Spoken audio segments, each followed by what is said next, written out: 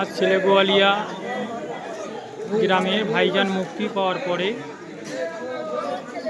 একত্রিত হয়ে সমস্ত গ্রামের যুবকেরা সব গাঁটের টাকা খরচা করে আজকে এই অনুষ্ঠানে সামিল হয়েছে।